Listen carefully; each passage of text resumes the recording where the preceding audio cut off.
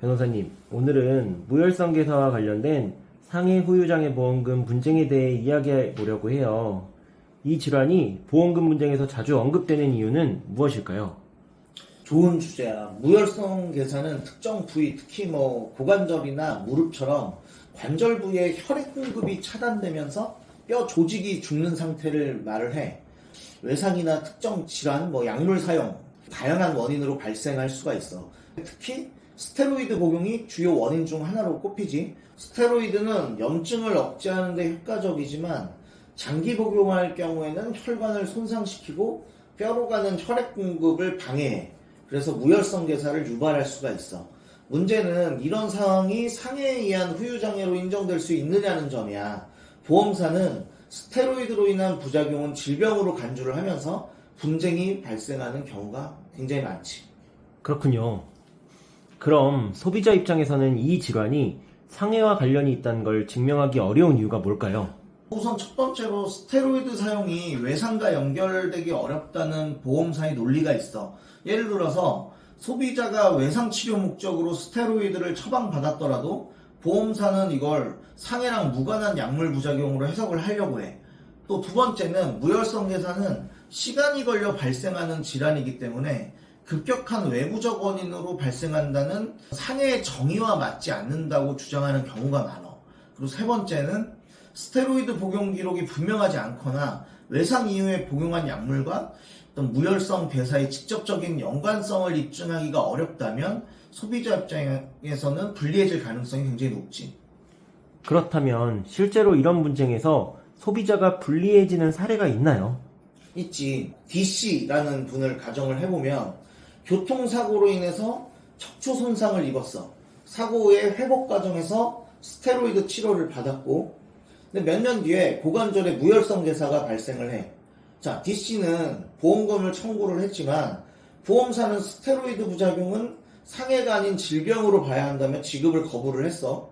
결국에 D씨는 병원 진단서랑 의학적 소견서를 추가로 제출을 했지만 보험사는 스테로이드 복용과 외상 사이에 연관성이 명확하지 않다는 이유로 보험금 지급을 거절을 했지. 자, 이 사건은 결국 법원까지 가게 됐어.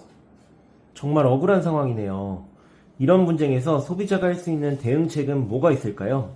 이런 분쟁에서 중요한 건 당연히 증거를 명확하게 준비를 하는 거야. 내가 추천하는 방법은 이래. 첫 번째, 스테로이드 복용 기록을 철저하게 정리를 해야 돼. 약물 처방 내역과 치료 기록을 통해 스테로이드가 외상 치료 과정에서 사용되었음을 증명할 수 있어야 돼. 그리고 두 번째, 의료 기록을 확보하는 게 중요해.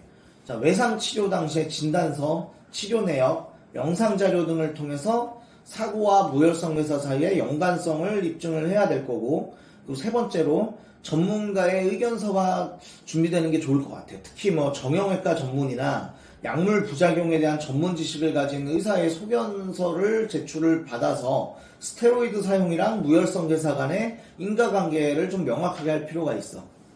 그럼 보험사가 자주 드는 반박 논리는 뭐가 있을까요? 보험사가 주로 드는 논리는 두 가지인데, 첫 번째로 스테로이드 부작용은 시간이 지나 발생하는 질환이기 때문에 어떤 외상과 직접적인 연관성이 부족하다는 주장. 그리고 두 번째, 약물 복용은 소비자가 선택한 치료 방법이기 때문에 외상 자체랑은 무관한 어떤 사후적 요인이라고 주장을 해. 자, 이런 논리를 통해서 상해가 아니라 질병으로 분류를 하려고 하지. 그렇다면 소비자가 이런 논리에 반박하려면 어떻게 해야 할까요? 소비자가 반박을 하려면 세 가지 정도를 준비를 하면 될 것 같은데, 첫째로 스테로이드 사용이 외상 치료 과정에서 필수적이었다는 점을 증명을 해야 돼. 의료 기록과 처방전을 통해서 선택이 아닌 필수였음을 보여줘야 되지. 둘째, 무혈성 괴사가 스테로이드 사용으로 인해 발생했다는 점을 증명해야 돼.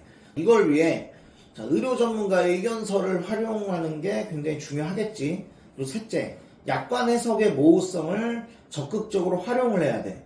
약관에서 상해에 대한 정의가 명확하지 않다면 소비자한테 유리하게 해석하도록 주장할 수 있어. 마지막으로 변호사님이 이런 분쟁을 겪는 분들에게 해주고 싶은 조언 있으실까요? 첫째로 치료 과정에서 사용된 모든 약물 기록과 진단서를 꼼꼼히 보관을 해. 스테로이드 처방 내역이 분쟁 해결의 핵심 자료가 될 수 있지.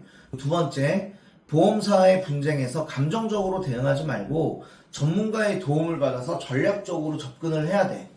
경험 많은 변호사나 손해사정사가 큰 도움이 될 거고. 셋째, 분쟁 초기 단계에서 약관의 모호성을 확인을 해야 되고, 그 모호성을 확인한 것을 기반으로 대응 논리를 준비를 해야 돼. 이런 준비가 분쟁 해결에 결정적인 역할을 할 수 있어.